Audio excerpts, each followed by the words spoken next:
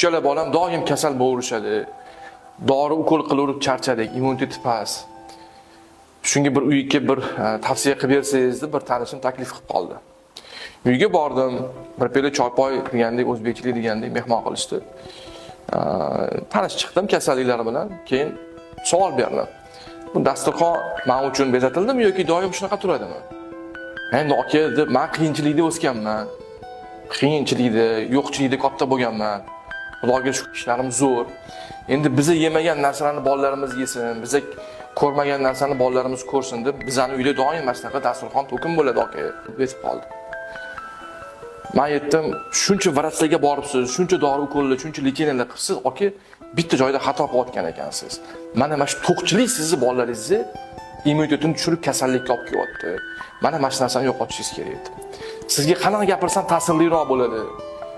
Shirin yolg'onni gapiraymi yoki achchiqroq haqiqatni gapiraymi deb so'radim. Mayli aka, haqiqatni aytavering deydi. Bo'lmasam qarang dedi. Mol bilan odamning farqi bor.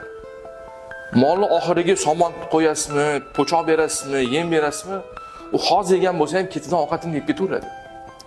Endi inson ongli mavjudot. Ovqat yeb bo'lganidan keyin ma'lum bir vaqt o'tishi kerak, hazm jarayoni to'liq yakunlanishi kerak. Hozirgina ovqatni ustidan turgan bola 1 soat, yarim soat, 2 soat o'tib, dasturxondagi narsaga qo'lini uzatadi.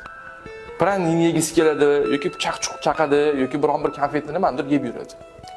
Mana surunkali shunaqa yuravergandan keyin ovqat suziladigan paytda, dasturxonga hamma o'tiradigan paytda bolalarning qoni to'q bo'ladi, ishtahasi yo'q bo'ladi.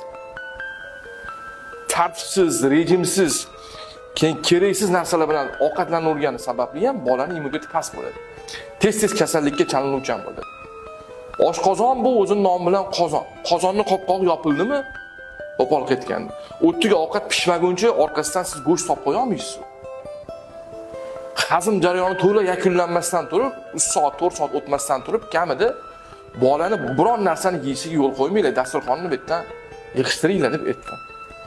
Mana shu narsaga amal qiling, mana men arzimagan mana narsalarni, giyohli mana narsalarni bering va ozgina parhezini to'g'rilaylik, bo'ldi, bolaning immuniteti shakllanib, kasalliklardan yengil chiqib ketadi degan tavsiyani berdim. Sizning xonadoningizda qanaqa? Agar siz ham dasturxonda doim nimalardir qo'yib qo'yadigan bo'lsangiz, bilingki bu kasallikning o'chog'i hisoblanadi. Zero to'q qoringa ovqatlanish